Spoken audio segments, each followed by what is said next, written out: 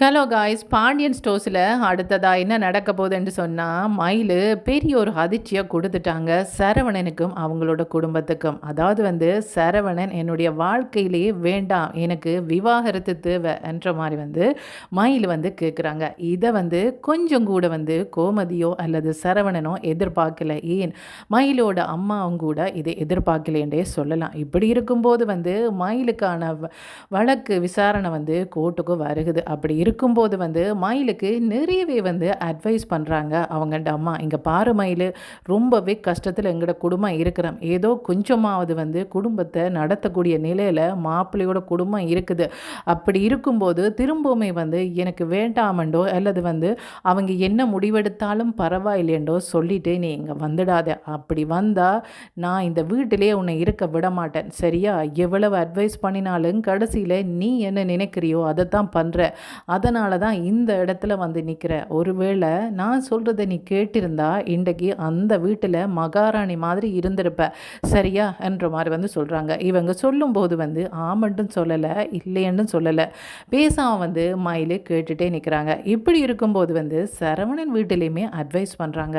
என்ன அட்வைஸ் பண்ணுறாங்கன்னு சொன்னால், இங்கே பார் சரவணா, இப்போ நீ தனியால் கிடையாது, நீயும் மயிலும் கிடையாது, இன்னும் ஒரு ஆள் உன்னை நம்பி இருக்கிறாங்க. அதாவது உன்னோட குழந்தை, அவங்களோட நல்லதுக்காகவாவது நீ மயிலோட சேர்ந்து வாழணும். மயிலோட சேர்ந்து வாழத்தான் எனக்கு விருப்பம், எனக்கு விவாகரத்து வேண்டாம் என்ற மாதிரி ஒரு முடிவை தான் நீ கோர்ட்டில் சொல்லணும். இல்லைன்னு சொன்னால் நீ மட்டும் இல்லை, அந்த குழந்தையும் கஷ்டப்படும். அப்படி ஒரு கஷ்டத்தை நீ கொடுத்துடாத. பாவம் மயில் ஏதோ தப்பு பண்ணிட்டா, அதுக்காக இந்த மாதிரி ஒரு தண்டனையை அவளுக்கு கொடுத்துடாத என்ற மாதிரி சொல்கிறாங்க.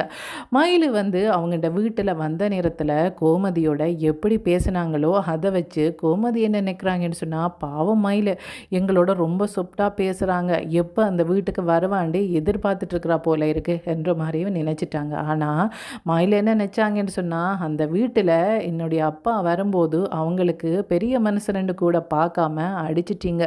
அது மட்டும் இல்லாமல் எத்தனையோ தடவை அந்த வீட்டில் நான் பண்ணினதெல்லாம் தப்பு, தயவு செய்து என்னை மன்னிச்சிடுங்க, என்னையுமே இந்த வீட்டில் ஒரு ஆளாக ஏற்றுக்கொள்ளுங்க, இந்த மாதிரியெல்லாம் நான் கெஞ்சினேன். அப்போ கூட அவங்களுக்கு இரக்கம் வரலை.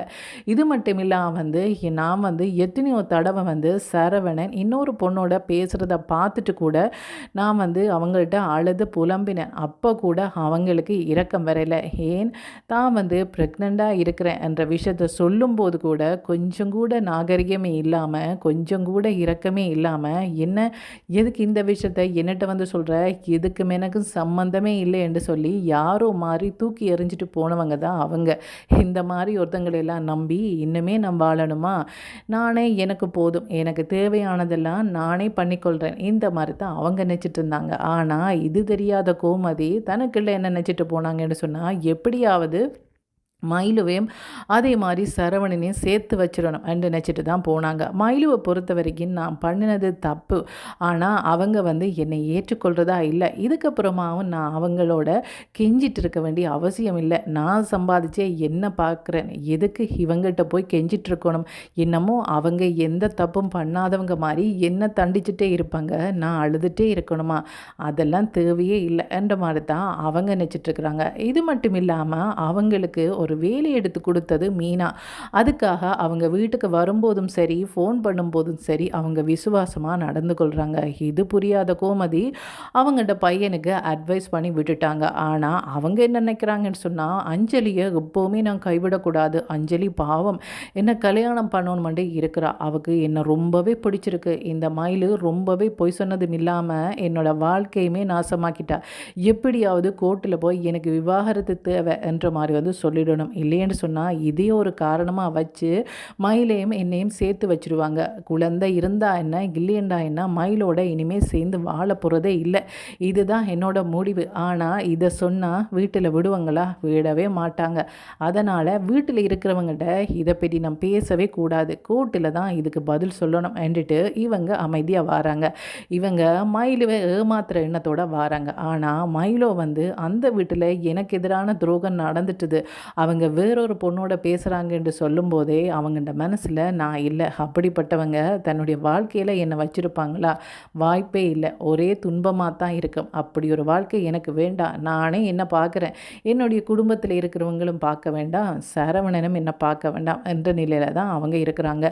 இது தெரியாத 2 குடும்பமும் சரி இதோடையே 2 பேரும் சேர்ந்து வாழ போகிறாங்கன்னு நினச்சி கோர்ட்டுக்கு போகிறாங்க. ஏனென்று சொன்னால் மயிலோட அம்மா நிறையவே அட்வைஸ் பண்ணிட்டாங்க மயிலுக்கு. அதனால் மயில் தன்னுடைய பேச்சை கேட்பாண்டு அவங்க நம்புகிறாங்க. இது மட்டும் இல்லாமல் வந்து மயிலுவை தேடி கோமதி அதே மாதிரி வந்து மீனா எல்லாரும் வந்திருந்தாங்க. அதனால் கண்டிப்பாக எப்படியாவது சரவணன் இவங்களோட சேர்ந்து வாழவங்கன்ற நினைப்பில் வந்து அவங்களோட அம்மா இருக்கிறாங்க. இந்த பக்கம் பார்த்தா கோமதி வந்து சரவணன் இனி கண்டிப்பாக சேர்ந்து வாழணும், அந்த குழந்தைக்காக நல்ல முடிவு எடுப்பான்ட்டு அவங்க வெயிட் பண்ணிகிட்ருக்குறாங்க. இப்படி வெயிட் பண்ணிகிட்டு இருக்கும்போது உங்களோட முடிவு என்ன என்ற மாதிரி வந்து சரவணனை கேட்குறாங்க. கேட்கும்போது கோர்ட்டில் சரவணன் என்ன சொல்கிறாங்கன்னு சொன்னால், இந்த பொண்ணு நல்லவவே கிடையாது, ஒரே பொய்யாக தான் சொல்லுவா. எப்போ எங்களோட வீட்டுக்கு வந்தாலோ அண்டையில் இருந்து அந்த வீட்டை விட்டு போகும் வரைக்கும் பொய்யாக தான் சொல்லிட்டு இருக்கிறா. இப்படிப்பட்ட பொண்ணோட நான் வாழவே விரும்பலை, ஏன் இவளை பார்க்க கூட விரும்பலை. எப்படியாவது எனக்கு விவாகரத்து தாங்க, எனக்கு இவ வேண்டாம் என்ற மாதிரி வந்து சொல்கிறாங்க.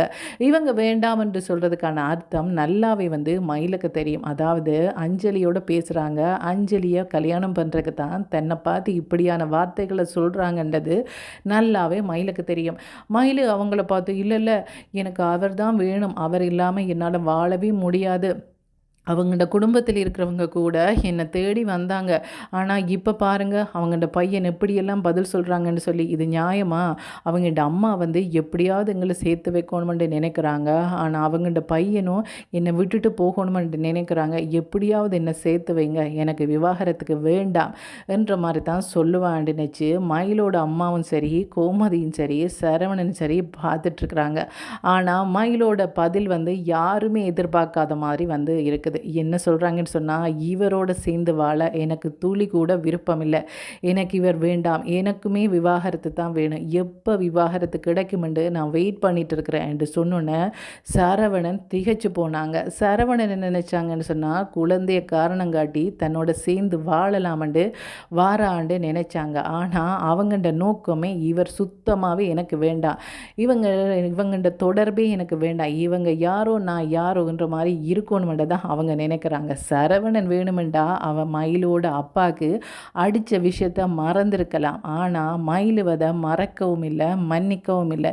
என்னதான் பிரச்சனை இருந்தாலும் அது எனக்கும் உனக்கும் தானே, இப்படி நீ வந்து தன்னுடைய அப்பாவுக்கு அடிப்ப, அதுக்கு உனக்கு யார் வந்து அதிகாரம் தந்தது, அந்தளவு துணியவு எப்படி வந்தது, அவங்க நியாயம் கேட்கத்தானே வந்தாங்க, இங்கே வர வேண்டாம், என்னவா இருந்தாலும் கோர்ட்டில் பேசுங்கன்னு சொல்லியிருக்கலாம், அதுக்கு பதிலாக நீ அடித்ததும் இல்லாமல் இன்னொரு பொண்ணோட பேசிகிட்ருக்கிற, இதெல்லாம் தெரிஞ்சு உன்னுடைய அம்மா நல்லவ மாதிரி என்னோட பேச வந்திருக்கிறா. சரி உங்களுக்கும் எங்களுக்கும் வித்தியாசம் இருக்குது, அதனால தான் எங்களோட வீட்டுக்கு வரும்போது அநாகரிகமாக நடக்காமல் நேர்மையாக நடந்து அனுப்பினன்றதை அந்த இடத்துல மயிலு காட்டுறாங்க. அப்படி சொல்லும்போது மீனாவும் சரி ராஜியும் சரி அதே மாதிரி கோமதியும் சரி அதே மாதிரி வந்து பாண்டியனும் சரி திகச்ச மாதிரி பார்க்குறாங்க. எல்லாரையும் விட சரவணன் தான் தலை சுற்றி போய் அதில் நிற்கிறாங்க. மயிலுவா இதை பேசுகிறது, இப்படி பேசவே மாட்டாளே, எப்படியாவது இந்த வீட்டுக்கு திரும்பி வரணுமென்று தானே நினைப்பா, எப்படி இந்த மாதிரியெல்லாம் பேசுகிறா, எங்கட வீட்டிலையும் சேர்த்து வைக்கணுமென்று தான் இருக்கிறாங்க, அவங்கட வீட்டிலையும் சேர்த்து வைக்கணுமென்று தான் இருக்கிறாங்க. அப்படி இருக்கும்போது மயிலோட முடிவு மட்டும் ஏன் மாறிச்சுது என்ற மாதிரியான குழப்பத்தில் சரவணன் இருக்கிறாங்க. இப்படி இருக்கும்போது மயில் வெளியில் வராங்க. வெளியில் வரும்போது வந்து நான் சம்பாதிக்கிறேன், என்னை நானே பார்த்து கொள்ளுவேன், என்னை யாரும் பார்த்து இலக்காரமாகவும் நினைக்க தேவையில்லை, எனக்கு யாரும் பரிதாபப்படவும் தேவையில்லை என்ற மாதிரி அவங்க நடந்துட்டு வராங்க. அவங்க இந்த கண்ணில் ஒரு சொட்டு கண்ணீர் கூட வரலை, அவங்க சிரிச்ச முகத்தோடு வராங்க. வரும்போது வந்து கோமதி கேட்குறாங்க, எம்மா உனக்கு கொஞ்சமாவது மனசாட்சி இருக்கா, உன்னோட வந்து வீட்டில் பேசினேனே, பேசும்போது வந்து ரொம்ப நல்லவளாக தானே பேசினேன், எங்களோட தன்மையாக தானே பேசினேன், அன்பாக தானே பேசினேன், இவ்வளவு வெறுப்பையும் கோபத்தையும் வச்சுட்டு தான் நீ அப்படி பேசினியா என்ற மாதிரி வந்து சொல்கிறாங்க. உங்களுடைய அம்மா வார்த்தைக்கு வார்த்தை எங்களை பழி சொல்லிகிட்டே இருந்தாங்க, சொல்கிறாங்க. ஆனால் அம்மா கொஞ்சம் பொறம்மா என்ற மாதிரி வந்து நீ அவளை சமாதானப்படுத்தின. ஆனால் நான் என்ன நினைச்சேன்னு சொன்னால், பாரு இந்த பொண்ணு எவ்வளோ சமாதானம் போகணுமென்று நினைக்குது. ஆனால் அவங்களோட அம்மாவுக்கு அந்த பொண்ணோட வாழ்க்கையை பற்றி கொஞ்சம் கூட அக்கறை இல்லை. பாரு எப்படி வாயை காட்டுது என்ற மாதிரி வந்து நினச்சேன். ஆனால் அவங்க அன்றைக்கு பேசினாங்க, நீ இன்றைக்கு இப்படி பேசிட்டியேம்மா என்ற மாதிரி வந்து சொல்கிறாங்க. இங்கே பாருங்கள், வீட்டில் வந்த இடத்துல என்ன பண்ண சொல்கிறீங்க?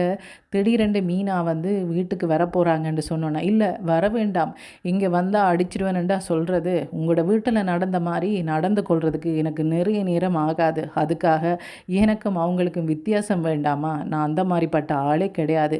எதிரியாக இருந்தால் கூட வீடு தேடி வரும்போது வாங்க உட்காருங்க என்ற மாதிரி தான் எனக்கு சொல்லி பழக்கமே ஒழிய, நீங்கள் அன்றைக்கு பண்ணினதுக்கு பதிலுக்கு நானும் பண்ணணுமென்ற அவசியம் இல்லை. ஏன்னு சொன்னால், நான் உங்களோட பையனை நம்பியும் இல்லை. உங்களோட பையன் பணத்தில் நான் சாப்பிட்டுட்டு இருக்கலை, என்னுடைய பணத்தில் தான் நான் சாப்பிட்றேன். நான் சம்பாதிச்சு தான் நான் என்னையுமே பார்க்குறேன், என்னுடைய குடும்பத்தையுமே பார்க்குறேன். அப்படி இருக்கும்போது நான் யாருக்கு பயப்படணும்? யார் என்ன பண்ணினா என்ன? நான் என்னோடய வேலையை பார்த்துட்டு போக வேண்டியதானே என்ற மனநிலையை தான் இருந்தனொழிய, மற்றபடி உங்களை பழி வாங்குகிற எண்ணம் எனக்கு இல்லை. ஏனென்று சொன்னால், எப்போ வந்து சரவணன் மாமா இன்னொரு பொண்ணோட பேசுகிறாங்கன்ற தெரிஞ்சதோ அன்றைக்கே அவரை என்னுடைய மனசில் இருந்து நான் தூக்கி எறிஞ்சிட்டேன். அதுக்கப்புறமா அவரோட சேர்ந்து வாழணுமென்ற எண்ணம் எனக்கு கடுகளவும் இல்லை. அது உங்களுக்கு தெரியாமல் இருக்கலாம், ஆனால் நான் இந்த முடிவில் உறுதியாக தான் இருந்தேன் என்ற மாதிரி வந்து சொல்கிறாங்க. இனமா நீ இப்படி சொல்கிற? வாரிசு வேறு வந்து இருக்கே, நீ அப்படியெல்லாம் யோசிக்க மாட்டியா? யாரோட வாரிசு? இவ்வளோ நாள் அதை பற்றி அவர் சிந்திக்கலையே, நீங்கள் சிந்திக்கலையே, எங்களுக்கு தெரியாதம்மா என்ற மாதிரி வந்து சொல்கிறாங்க. உங்களுக்கு தெரியாமல் இருக்கலாம், ஆனால் அவருக்கு தெரியுமே. தன்னோட வாரிசு இந்த வீட்டில் வளருதுன்னு தெரிஞ்சுமே இன்னொரு பொண்ணோட பேசிகிட்டு இருக்கிறவன் என்னை நல்ல சந்தோஷமாக வச்சிருப்பான்.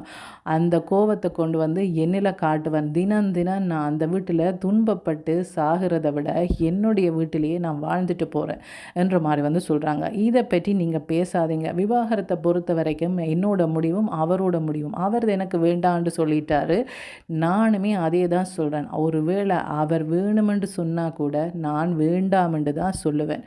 இதுதான் என்னோட முடிவு. இந்த மயிலுவை பற்றி இப்போ உங்களுக்கு புரிஞ்சிருக்கும் என்று சொல்லிட்டு அவங்க பாட்டுக்கு போகிறாங்க. இப்படி போகும்போது வந்து மயிலோட அம்மா பயங்கர கோவத்தோடு போகிறாங்க. என்ன இந்த பொண்ணு இப்படி சொல்லிட்டு போகிறா, எப்படியாவது அந்த வீட்டுக்கு போகலாமென்று பார்த்தா இப்படி சொல்லிட்டு போகிறாளே என்ற மாதிரி வந்து கோமா வந்து பேசுகிறா. பாருங்கள், அதனுடைய வாழ்க்கையை துளைச்சிட்டு வந்து இந்த வீட்டில் உட்கார்ந்துருக்கலான்னு நினைக்கிறா. இவளோட தங்கச்சிக்கெல்லாம் கல்யாணமாக வேண்டாமா? என்ன பொண்ணு இவ, கொஞ்சம் கூட அறிவில்லையா? என்னதான் சொன்னாலும் கேட்க மாட்டேன்றாளே என்ற மாதிரி வந்து சொல்கிறாங்க. இப்படி சொல்லும்போது வந்து மயிலோட அப்பா சொல்கிறாங்க, என்னதான் இருந்தாலும் அவளுக்கு பழைய கோவம் போகையில் போல இருக்கு என்ற மாதிரி வந்து சொல்கிறாங்க. என்னங்க பழைய கோவம்? நம்மளோட வீடு அவ்வளோ வறுமையில் இருக்குது, இது தெரியாமல் இந்த பொண்ணு எப்படி பேசிட்டு வருது என்ற மாதிரி வந்து சொல்கிறாங்க. அப்படி சொல்லும்போது வந்து மயில் என்ன சொல்கிறாங்கன்னு சொன்னால், அம்மா இங்கே பாரு, என்னோட வாழ்க்கை விஷயத்தை பற்றி நீ எதுவும் பேசாத. இங்கே பாரு, அந்த வீட்டில் நீ சொன்ன பொய்கள் எல்லாத்தையும் கேட்டுட்டு நான் கல்யாணம் பண்ணி போனேன். போனதுக்கப்புறமா அந்த வீட்டில் நான் பொய் சொல்கிறேன்னு தெரிஞ்சோன்னே அவங்க வீட்டை விட்டு அனுப்பிட்டாங்க. நான் யாருமே இல்லாமல், எந்த பணமுமே இல்லாமல், சாப்பிட்றதுக்கே வழி இல்லாமல் இந்த வீட்டுக்கு தஞ்சங்கட்டு வந்த நேரத்தில் நீ என்ன பண்ணின? இந்த வீடே ரொம்ப கஷ்டத்தில் இருக்குது, நீயும் வேறு வந்து உட்கார்ந்துருக்கிறியா? இந்த வீட்டில் இருக்க வேண்டாம், கிளம்பு, அவரை கூப்பிடு, அவற்றை வீட்டுக்கே போயிடு, இந்த மாதிரியெல்லாம் எத்தனை வார்த்தை பேசினேன், எல்லாமே மறந்துட்டியா? அதுக்கப்புறமா நான் இப்படியாவது சம்பாதிக்கணும், சம்பாதிச்சுட்டு எந்த வாழ்க்கையை பார்க்கணுமெண்டு நான் முடிவெடுத்தேன். இப்போ வந்து நான் நிம்மதியாக இருக்கிறேன், எனக்கு எந்த குறையும் இருக்கிற மாதிரி எனக்கு தெரியலை. அவங்கள்ட வீட்டில் இருந்ததை விட நல்ல சந்தோஷமாக இருக்கிறேன். உனக்கு வேறு நான் இருக்கிறத பார்க்க கஷ்டமாக இருந்தால் சொல்லு, நான் வேறு எங்கேயாவது வீடு வாடகைக்கு எடுத்து போய் உட்கார்ந்துருக்கிறேன். ஆனால் இந்த மாதிரி அவங்களோட சேர்ந்து வாழன்னு சொல்லாத. அவருக்கு குடும்பத்தை பற்றி எந்த விதமான அக்கறையும் இல்லை. யாரோ பொண்ணோட பேசிட்டு வீட்டுக்கு வர வேண்டியது, வீட்டில் என்ன தான் அட்வைஸ் பண்ணாலும் இந்த காதால் கேட்டு அந்த காதால் விட்டுட்டு அடுத்த நாளே திரும்பவும் அந்த பொண்ணோட பேச போகிறது. இங்கே பாரும்மா, நீங்கள் ஒரு தடவை தான் அந்த பொண்ணோட பேசுகிறத பார்த்துருப்பேன், அப்போ ஒரு தடவை தான் பார்த்துருப்பேங்க, நான் பல தடவை பார்த்துட்டேன். பார்க்கும்போது எனக்கு எப்படி இருந்திருக்கும்? அதுக்கப்புறம் நான் வாழ விரும்புவேனா? கடைசி வரையும் வாழ மாட்டேன். என்னுடைய முடிவில் எந்த மாற்றம் இல்லை. நீ சொன்னா என்ன, அந்த குடும்பத்தில் இருக்கிறவங்க சொன்னா என்ன, நான் என்னுடைய முடிவை மாற்ற போகிறதில்ல, இதை பற்றி பேசுகிறது அவ்வளோ நல்லா இல்லைன்ற மாதிரி வந்து சொல்லிட்டு போகிறாங்க. சொல்லிட்டு போகும்போது வந்து அவங்களோட அம்மாவுக்கு ஆச்சரியமாக இருக்குது. என்ன இது, நான் தான் எல்லாம் தெரிஞ்சவ மாதிரி இவளுக்கு அட்வைஸ் பண்ணிகிட்டு இருந்தேன், இப்போ பார்த்தா இவ சொல்லிட்டு போகிறாளே அப்படின்னு சொன்னால் இனி அந்த குடும்பத்தோடு சேரவே மாட்டாளோ என்ற மாதிரி வந்து போகிறாங்க. ஆனால் அந்த குடும்பம் என்ன நினைக்குதாங்கன்னு சொன்னால் வீட்டுக்கு போய் என்னது மயில் இப்படி ஒரு முடிவெடுத்துட்டா, நாங்கள் நினைச்சோம், நாங்கள் தேடி போய் அவங்கள கதைக்கும்போது அவங்க கெஞ்சி கூத்தாடி எப்படியாவது இந்த வீட்டுக்கு வரணுமெண்டு நிற்பாங்கன்னு பார்த்தா அவங்க வரக்கூடாதுண்டே இருந்திருக்கிறாங்களே. என்னதான் இருந்தாலும் கோமதி, எத்தனையோ தடவை அவங்க வீட்டுக்கு வரும்போது நாங்கள் கொஞ்சம் கோமாக நடந்துட்டோம்ன்ற மாதிரி வந்து சொல்கிறாங்க. இங்கே பாரு சரவணா, அவங்களோட அப்பாவை நீ அடித்ததுக்கான காரணம் எனக்கு இப்போ தான் தெரியுது. இப்படி ஏதாவது பண்ணினா அவங்க இந்த வீட்டு பக்கமே வராமல் போயிடுவாங்கன்னு நினச்சிருக்கிறேன். அதே மாதிரி தான் அந்த பொண்ணு முடிவெடுத்திருக்கு.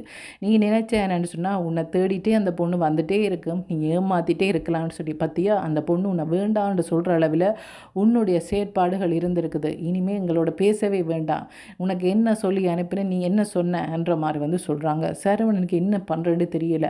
மயிலோட வாழ மாட்டேன்னு சொன்னேன், ஆனால் அந்த வாரிசுக்கு தேவையானதெல்லாம் பண்ணுறேன்னு சொன்னேன். ஆனால் இப்போ மயிலு எடுத்திருக்கிற முடிவை பார்த்தா வாரிசை பார்க்கவே விட மாட்டா போல இருக்கே, என்ன பண்ணலாம்ன்ற மாதிரி வந்து யோசிக்கிறாங்க. அடுத்ததாக என்ன நடக்க போகுதுன்றதை கைஸ் வெயிட் பண்ணி தான் பார்க்கணும். ஓகே, தேங்க்யூ, பாய்.